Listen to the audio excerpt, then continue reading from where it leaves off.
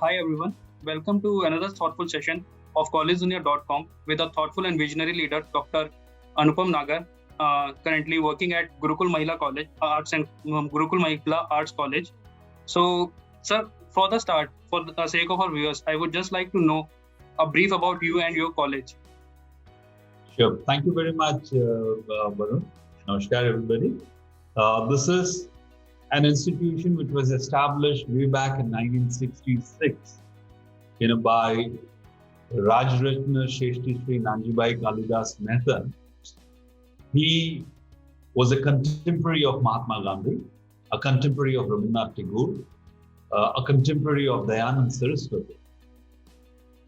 This is associated with the Arya Kanya Vidyalaya Trust, which believes in Indian ethos, Indian value systems, and it is primarily aimed at promoting women's education. In times, in the pre-independence time, way back in 1937, the ashram was established with just 7 students. And today, Varun, this has grown, into an organization, which comprises of 2 schools, one of Gujarati board, one of Central Board, CBSE, and of course, the Gurukul Mahila Arts and Commerce College with over 2,000 students. This is primarily, sir, a residential campus. We do have day scholars also, but then the college is offering degrees, graduate degrees in English, Hindi, Gujarati, economics, home science, and commerce, BCom with accounting and computer science. These are the subjects that we offer at the graduate level. Then, of course, at the postgraduate level, we have masters in English language and literature.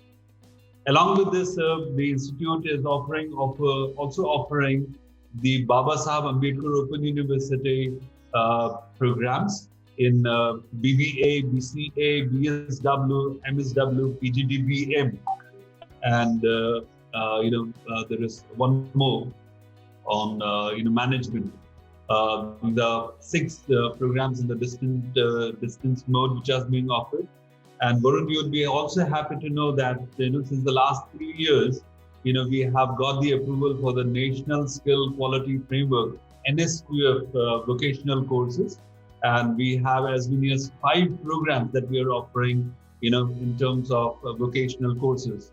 We have the data entry operator, we have the sewing machine operator, then beauty and wellness, organic grower, and medicure and pedicure, which are of course favorites of girl students. So this is the academic ambience that we have. That is something that I would definitely like to share. In addition, Varun, our institution has gone through the NAC affiliation and accreditation process. We have been rendered, we have been given a good grade, and we have qualified on the NAC parameters. I'm sure all of you're familiar with the National Assessment and Accreditation Council. So since the last 3 years, we have had as many as 2 international seminars. We in 2017 we had organized an international seminar, on Henry David Thoreau, an Indian thought. Henry David Thoreau was an American transcendentalist, and then the entire world was, celebrating 200 years of his existence. Varun, you'd be happy to know that Henry David Thoreau was, in fact, a kind of inspiration for Mahatma Gandhi himself. The idea of civil disobedience, civil satyagraha, that Gandhiji had was essentially, from the works, of Henry David Thoreau. There was an essay that he wrote on civil disobedience. So when the world was celebrating, Henry David Thoreau's 200 years of existence, we thought that it would be most appropriate to celebrate, in Porbandar, in an institution which is wedded to the philosophy of Dayanand Saraswati and Mahatma Gandhi. And that was a huge success. We had over 380 participants. We published the proceedings of the seminar also in the form of a book. It was published by Creative Press, New Delhi, which is an international press. society. Then in 2020, after this international seminar in 2018, on the 17th of Feb, on the 30th of January 2020, we had another international seminar on Mahatma Gandhi. Okay. This was, that Porbandar is, the birthplace of the father of the nation. Yeah. And it was so very important to make the father of the nation relevant to the modern generation. So, as an academic tribute, to the father of the nation, we had invited Professor Rajan Velukar sir, who is right now the Vice Chancellor of Oro University, a practicing Gandhian, and he was here to deliver the keynote address. We had Skype sessions also, since it was an international conference, from Scotland. Beverly Swan, she had, connected, who is an eminent educationist at Scotland. She had joined through the Skype app, online. And then we had Abhimanyu Kaul, Dr. Abhimanyu Kaul, who is an expert, in value education. In fact, he's an advisor to the government of Canada. So we had two international experts, Beverly Swan and Abhimanyu Kaul, joining us for the conference. Apart from that, sir, we have been organizing every year state-level conferences, in keeping with the folk literature of the region. We had Santavani. Last year, we had a state-level seminar on Santavani, because, this is the land, wherein we have a lot of saints and, lot many Rishi Munis, who have contributed immensely. And it's so very important that, again, the present generation is aware of them. And, there is quality work done in this area. So all in all, Varun, what we have been trying to do is, we have been trying to address all the 7 parameters that we have. If you would ask me a question as to why do I want students from all over the globe to come to Porbandar, the answer would be that we are addressing all the 7 parameters. If it is curriculum aspects, we are, we are offering, every year we are offering new programs, graduate programs, postgraduate programs, distance-based programs, vocational programs. Then coming to the teaching, learning, evaluation parameter, that the last year has been so very difficult for the entire world. But then in spite of that, Varun, at Gurukul, we conducted through Teams Microsoft online classes. 55 minutes as per UGC guidelines. Every class, as in the offline mode, every day 5 hours, for all the, the semesters, whether it's first, third, and fifth, or second, fourth, and sixth. Our entire team was at it that we have to, in these very difficult circumstances, we have to reach out to the students. We, counsel them, all through, and not only the academic part, Varun, even online cultural programs were there. We organized the annual programs in the online mode, Gandhi Jayanti in the online mode, Teachers Day in the online mode, 15th August and 26th January, all in the online mode, with the participation of over 300 plus all in the online thing. Because, this is, these are students who come from the far-flung and remote areas. So with a strength of over 654 students, on an average, around 50 to 60% of the students would invariably join. So teaching, learning was on, coming to research, consultancy and extension. Varun, you would be happy again to know that we have 2 NSS units, active units. So our students, we were preparing masks, they were going to, door-to-door counseling, spreading the word, of health and hygiene, that we have to understand the importance of sanitization. We have to understand why we should put on a mask. All that, the national service team, the volunteers, we have over 200 volunteers, who went to the areas, wherever they were living. In that area, they would do the counseling. They would send us their pictures. And, that is how, even the, the welfare activities were in the active mode. But again, on the extension front, we have the NCC. The NCC students, in fact, have been the best. They were there everywhere with the traffic police, wherever they were required to counsel, to stand, to be on duty, our students were definitely there. So, the research component in terms of seminars, counseling in terms of, vaccination. Even right now, there's so much of counseling being done, because, these are areas which are far-flung, I say. People don't have much knowledge, and therefore, in the regional language, they have to be told, things have to be explained. And this is what our students have been doing. And then on the infrastructure front, Varun, again, we have been arranging cleanliness drives. If you would visit our organization sometime at Porbandar, you would not find a single plastic. This is a plastic-free environment. It's a 90-acre, campus that we have, and nowhere would you find, there's a lot of emphasis given on cleanliness, on health and hygiene, and no plastic anywhere. All support services, in terms of the fifth criterion of NAC, we've been addressing all the support services, even online, even the scholarship program that was going hand in hand. I mean, no student, whosoever was affected, we have again, a welfare group in the college. There are certain teachers, they found that certain students were affected on account of COVID-19, their parents were no more. So they came out, we'll have a scholarship, we'll work out a fund for them, we'll reach out to such students, who have lost their near and dear ones. But this is the moment, wherein they need the maximum help. Coming to governance, leadership and management, Varun, over 70 meetings, over 70 online meetings, we had with the trust. Our trust is actively engaged in every bit of it. What the dream that our founding father had was to establish a university, Varun, in Porbandar.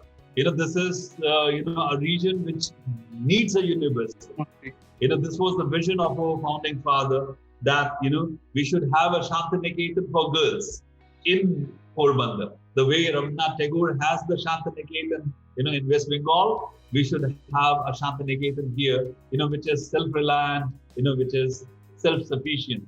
So the efforts, the conscious and very, sincere efforts are being made by the management, top management, and almost every week, every Tuesday, we have our weekly meetings, we have our monthly meetings, and finally the healthy practices.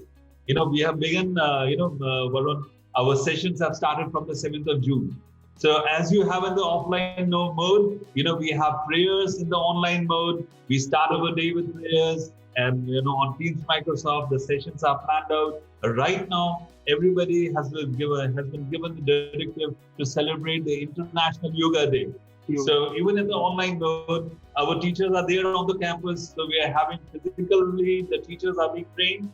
They're getting training in yoga there is a yoga guru from the Patanjali unit here, one Mr. Naresh Bhai. He's tutoring us, and at the same time, it's telecast to the students, and they are able to sit at home and conduct their yoga exercises.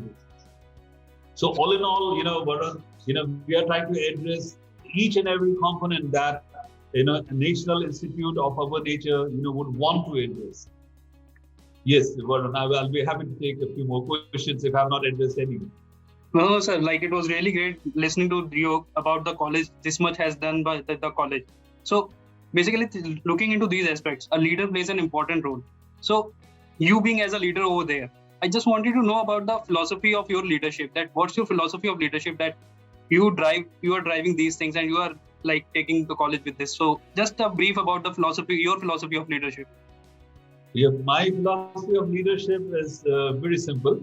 If you permit me, it can be condensed in a small poem that Rabindranath Tagore wrote, in Gitanjali, where the mind is without fear. That poem, that very famous poem by Tagore, carries all the aspects that good leadership should have. Fearlessness, where the mind is without fear and the head is held high, where knowledge is free. Knowledge is not something to be marketed. It's not a commodity. One needs to have that understanding of education. That is, something that a leader should have, where the world has not been broken up into fragments by narrow domestic walls. Where the world has not been broken up into fragments by narrow domestic walls. We should not have divisions and divisions. We should have, India has the philosophy of Loka Samasta Sukhino Bhavantu. The entire globe is our family. We shouldn't have, regional in our minds. There should be no divisions, where the world has not been broken up into fragments by narrow domestic walls, where words come out from the word, depth of truth. A leader should speak the truth. He should not merely speak, he should practice the truth. I lead by example, Varun. I am the first person to come to the college at 6:45 in the morning, and I'm the last person to leave the institute at 7:30 in the evening. I don't have a PN who would close my office. I do it on my own. So that's what leadership means to me. That we have to be fearless. You will be fearless when you tread on the path of truth, where words come out from the depth of truth, where tireless striving stretches his arm toward perfection. We have to work and work and work. People are becoming so very negative. What's going to happen to the world? Well, what has to happen will happen. You see, if I can't do anything, to improve it, I should not talk about it. Let me do what I can do in my limited area. And therefore we have to keep working hard. You have to keep working. You have to keep driving at it. One day the wall would fall, isn't it? So that striving, where tireless striving stretches his arms towards perfection, where the clear stream of reason has not lost its way into the dreary desert sand of dead habit. Everything has to be clear here, Varun. Gandhiji said, see no evil, speak no evil, hear no evil. In modern times, we just need one monkey with his hands on the head. Think no evil. If you don't think, you would not see. If you don't think, you would not speak. If you don't think, you would not hear. So all change has to be made here. We should not think evil. That's where the clear, everything has to be clear here. The vision, of our founding father, the vision of Mahatma Gandhi, the vision of Rabindranath Tagore, the vision of Dayanand Saraswati, all that, this amalgamation needs to be very clear in our mind, where the clear stream of reason has not lost its way into the dreary deserts and of that heaven, into that heaven of freedom, into that heaven of freedom. Education is all about, getting that intellectual height. Education is all about, ensuring that students have that belief, self-belief, self-confidence in them. That is what education is all about. That is the heaven. Heaven is not some part in the galaxy or under the ground. It's right here. Heaven is here, as Milton would say. The mind is its own place, and in itself can make a heaven of hell or a hell of heaven. If you think good, you are good. Therefore, the mantra is be good, do good, see good, and think good. Into that heaven of freedom, my Father, let my country awake. So leadership, I believe, is by example. You can't today. You do not have the feudal system. You do not have the hierarchical system. We are living in a democratic setup. Everybody is an equal. Whether the PN has a respect, the principal has his respect, the teacher has a respect, so on, and very equal footing. As you had in the times of King Arthur, Varun. In the medieval times, there was a very famous king called King Arthur. It is said that his period was the most, the best period so far as history is concerned, because it was a democratic period. He understood the spirit of democracy. Democracy is all about, it's not just about freedom. It's all about, an equal treatment. There is no totalitarian system that we have. It's a democratic system. This is my area of work. I need to put in my best foot there. This is their area of work. I have no business to interfere there. I need to trust him. I need to support him. I need to encourage him. This is what the students are looking for. This is what the teachers are looking for. That if they get some improvement, if they get some, encouragement, they are there at the front. They will be here with me 24/7. It's all about positivity, and therefore leadership for me, Varun, means fearlessness, walking on the path of truth, no divisions, leading by example, working hard and hard and hard, continuously striving, and having a very clear picture as to what do you expect of the students. You see, now in the next 50 years, Varun, you have to see about the next 50 years. What kind of citizens do we need in India? The past 50 years have been dreadful. The plastic, we have mountains and mountains of plastic. So, we have a lot of, multiplicity of diseases, unheard of, attacking our planet. So in the next 50 years, I believe we would want to give a planet to our children, to the future, that is free of all diseases, which is free of plastic.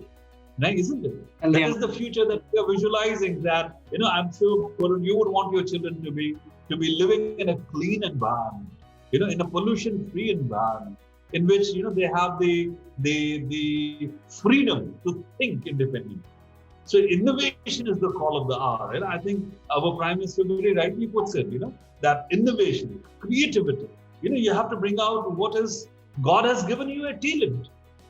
Every human being is gifted by God with a talent.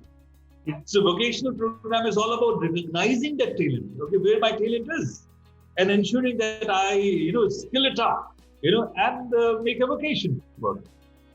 So that's, these were my thoughts on leadership, Varun. So great, sir. Like, it was really insightful and really knowledge. Like, you imparted so much knowledge on me as well, and I guess that viewers will be also very much impacted with this. So, sir, going on to next question, as you said that you are the first person coming to the institute and leaving in the last person to leave. So it must be your connection with the education sector that an interest in your interest in education sector that you are doing such a thing. So my next question will be what are the key factors that keep you connected with the education sector? You see, education is a sector, Varun, wherein you are working for the society. You see, these are, I think, there is one institute, Varun, I'm sure you would be familiar with, down south. I had my education down south. In Andhra Pradesh, there is an institute called as the Sri Satya Sai Institute of Higher Learning. They have a campus at Bangalore, near Bangalore too, Whitefield. That's again for boys. And there is a campus for girls at Anupam in Andhra Pradesh. Now, the base that I have, my understanding of education primarily is on account of the kind of exposure I had there. So, education is a selfless work. You don't have to put, remember the mantra of NSS, not me, but you. It is that you is to be defined as the society, that you is to be defined as the nation, that you is to be defined as the world at large. Education is not placing yourself in the front. It is placing your students, your teachers, your state, your nation, your world right at the front. You're working, so education is, for life, not for living. Education is for a meaningful life, a worthwhile life. But then unfortunately, Varun, there's so much, there have been thinkers and philosophers who have tinkered so much with the process of education that education has been reduced to a caricature today. In fact, the education has been, people are making a mockery of education because the essential task of education is transformation, Varun. Yeah. Transformation. You see, and this goal, today, they feel that the goal of education is information. No, the goal of education is not information, it is transformation. And this is the difference, between the ancient systems of education and the modern practices. What we need today, Varun, is an amalgamation. We need a modern Gurukula, wherein it is not, Lakshmi, which is at the center. What we have done is today Lakshmi is at the center and we have driven off Saraswati. Actually, in education, Saraswati should be at the center. So Lakshmi would automatically come. That decentering needs to be done. When Lakshmi is at the center, what happens is that you can't talk of value systems. You're talking of corruption, you're talking of all the vices that you have in the world. But then if Saraswati is at the center, what happens?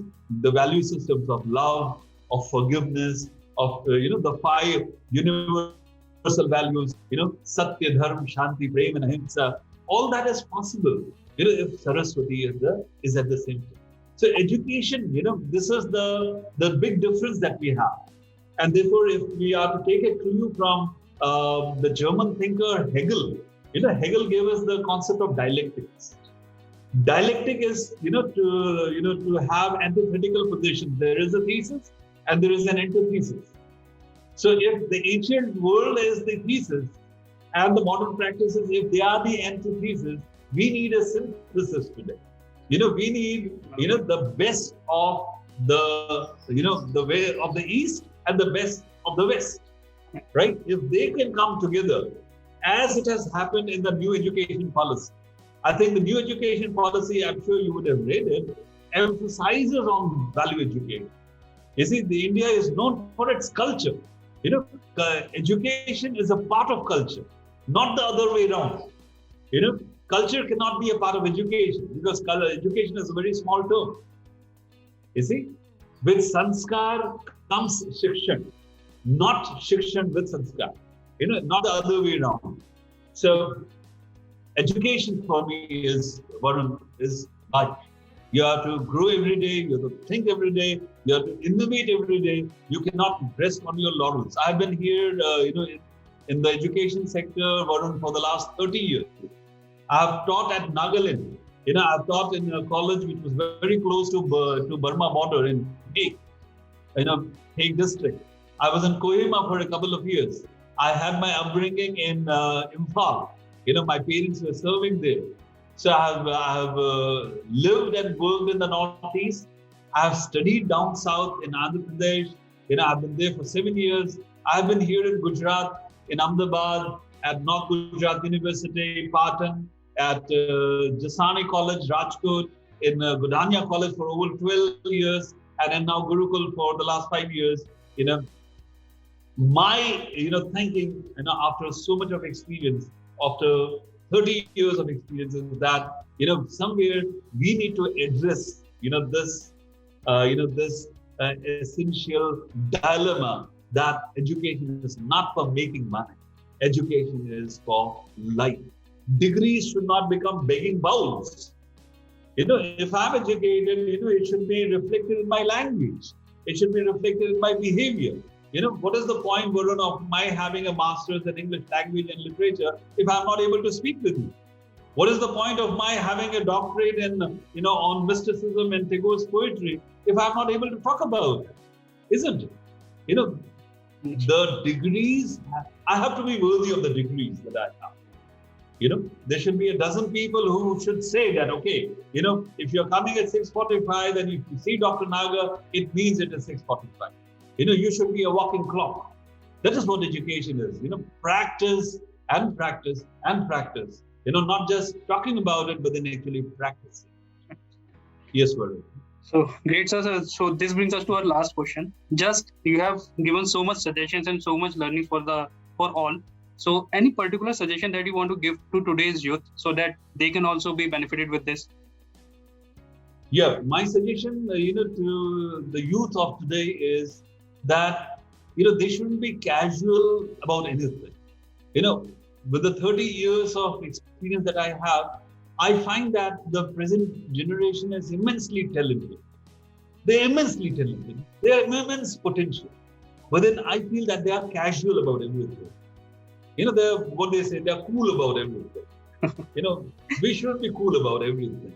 There are certain things which are quite serious. So if they could develop a little bit of seriousness, I think there is much that the present generation can give to the society. So great, sir. It was great interacting with you. Thank you for your valuable time and valuable insights that you gave to us and valuable knowledge that you gave to us. So on behalf of collegeunion.com, thank you so much, sir. Yeah, thank you so much, Varun, for giving me the opportunity. I'm sorry I've not been receiving your phone calls. No, thank you so much. Namaskar. Jai Hind. Vande Mataram. Vande Mataram, sir.